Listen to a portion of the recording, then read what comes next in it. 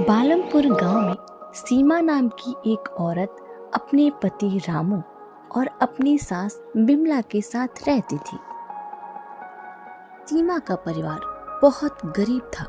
उनको 2 वक्त के खाने के लिए भी सोचना पड़ता था। सीमा की सास बिमला, जो कहने को तो बहुत बड़ी उम्र की थी, लेकिन घर की परेशानियों को नहीं समझती थी। वो हमेशा अपने बेटे बहू को ताना दिया करती थी।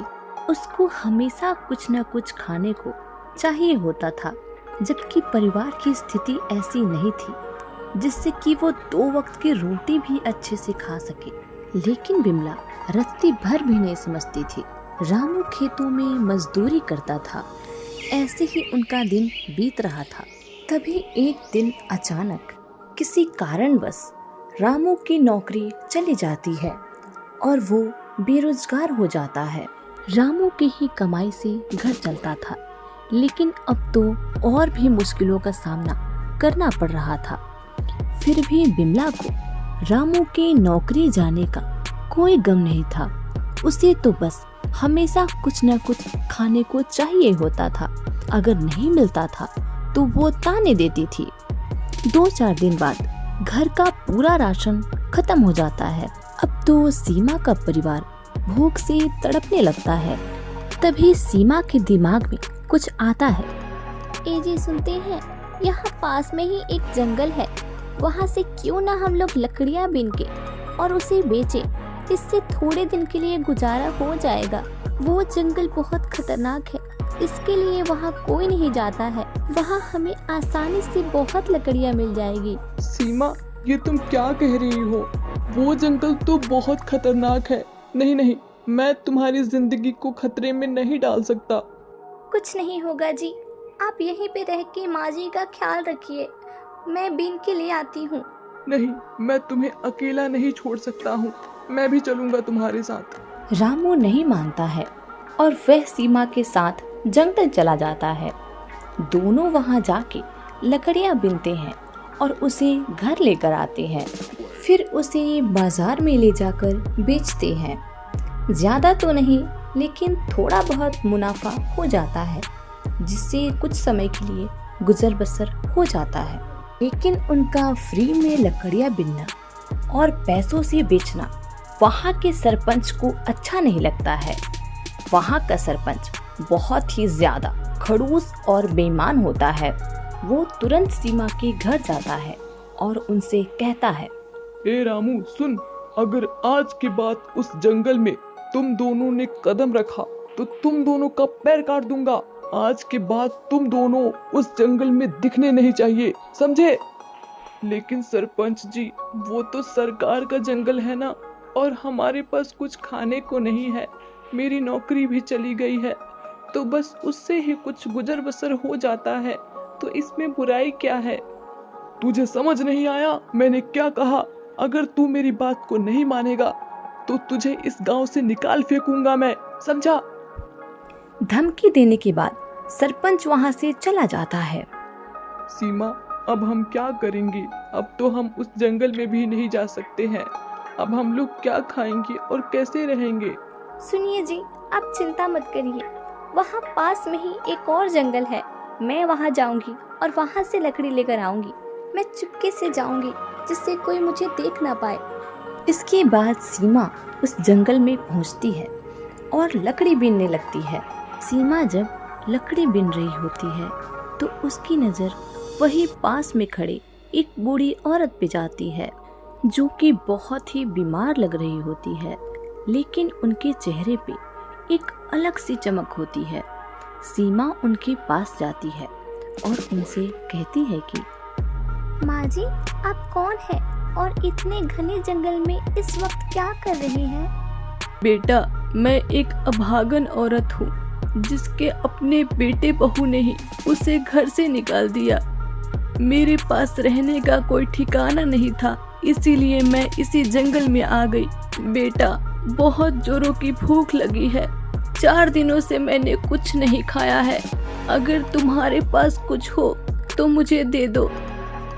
माँ जी, आप चिंता मत करिए। आप मेरे साथ मेरे घर चलिए। मैं आपका बहुत अच्छे से ख्याल रखूंगी और आपको खाने को भी जरूर दूंगी। चलिए। इसके बाद सीमा उस बूढ़ी औरत के साथ अपने घर पहुंचती है। सीमा उस बूढ़ी औरत को बहुत ही आराम से बिठाती है, क्योंकि वो बूढ़ी औरत बैठने की हालत में नहीं होती है। फिर वो खाना लाने किचन में जाती है, लेकिन वो भूल चुकी होती है कि उनके पास खाने को एक दाना नहीं होता है। माँ जी, आप यहीं बैठिए, मैं आपके लिए खाना लेकर आती हूँ। सीमा पड़ोस में जाती है और पड़ोसियों से खाना मांगती है, लेकिन उसे कोई भी खाना नहीं देता है। एक पड़ोसी खाना देने को तैयार हो जाती है, लेकिन उसकी भी शर्तें होती है। सुनो सीमा, मैं तुम्हें खाना दे दूंगी, लेकिन इसके बदले अगले 2 दिन तक तुम्हें मेरे घर पे पूरे काम करने होंगे। बोलो मंजूर है? हाँ बहन, मंजूर है, खाना दे दो। फिर सीमा खाना लाती है और उस बूढ़ी औरत को देती है। बेटा, तुम लोगों के लिए खाना है ना? हाँ हाँ माँ जी, हम लोगों के लिए खाना है, आप आराम से खाइए। फिर वो बूढ़ी औरत खाना खा जाती है। बेटा, तुम एक बहुत अच्छी इंसान हो। तुम्हारे पास खुद खाने को नहीं है, लेकिन तुमने मुझे खिलाया। मैं तुमसे बहुत खुश हो गई हूँ। इसके लिए मैं तुम्हें कुछ देना चाहती हूँ। फिर वो बूढ़ी औरत एक परी के रूप में आ जाती है। सीमा, मैं तुम्हारी परीक्षा ले रही थी। मैं देखना चाहती थी कि इतने गरीबी में रह के भी तुम्हारे अंदर इंसानियत जिंदा है या नहीं है, लेकिन तुमने खुद भूखा रह के मुझे खाना खिलाया। इसके लिए मैं तुम्हें कुछ देना चाहती हूँ। और उस जादू से एक जादुई चूल्हा आ गया। सीमा, इस जादुई चूल्हे का एक मंत्र है, जो कि इसके सामने बोलोगी तो तुम जो चाहोगी तुम्हें वो मिलेगा। तुम हमेशा खुश रहना। मेरा आशीर्वाद हमेशा तुम्हारे साथ रहेगा। जब भी मेरी जरूरत पड़ेगी, एक बार मुझे याद कर लेना, मैं जरूर चली आऊंगी। इसके बाद वो परी वहाँ से चली जाती है। सीमा जल्दी से वो मंत्र बोलती है और बहुत सारे पकवान मंगाती है, और ऐसा ही होता है। अचानक से उस चूल्हे से बहुत सारा पकवान हाजिर होता है, जिसे देखकर सीमा की आंखों में चमक आ जाता है।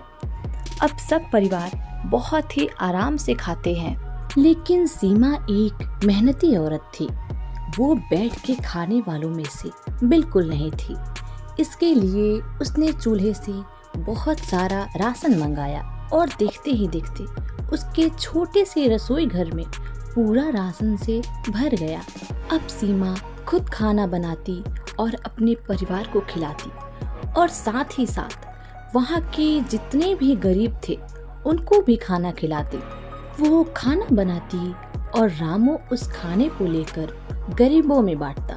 ये सब बातें वहाँ के सरपंच को मालूम पड़ता है, जिससे वो सोच में पड़ जाता है कि अभी तक तो ये इतने गरीब थे कि इनके पास खुद के खाने के लिए एक दाना नहीं था, लेकिन अब ये दूसरों को खिला रहे हैं। वो पीछे लग जाता है और वो उस जादुई चूल्हे का रहस्य जान जाता है, जिससे एक दिन मौका पाके वो उस चूल्हे को चुरा ले जाता है। अपने घर पे उस चूल्हे को ले जाकर वो रखता है और उससे अपने लिए एक बहुत ही आलीशान घर मांगता है।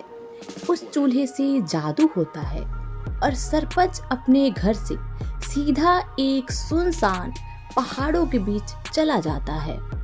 उसका घर कहीं गायब हो जाता है। वो परेशान होकर इधर उधर देखने लगता है कि वो ये कहाँ आ गया। तभी वहाँ वही परी प्रकट होती है। परी जी, अच्छा हुआ आप आ गई।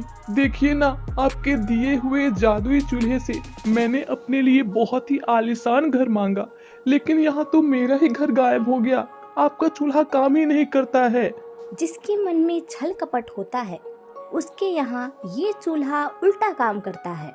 तुमने रामू के परिवार को बहुत सताया है और तुम्हारे मन में सबके प्रति बहुत ही घृणा है, जिसके कारण तुम ऐसे ही रहोगे।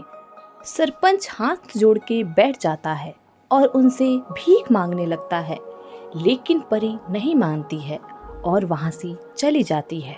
इधर सीमा से वो परी इतनी ज्यादा खुश हो जाती है कि उसके छोटे से झोपड़ी को एक महल में बदल देती है।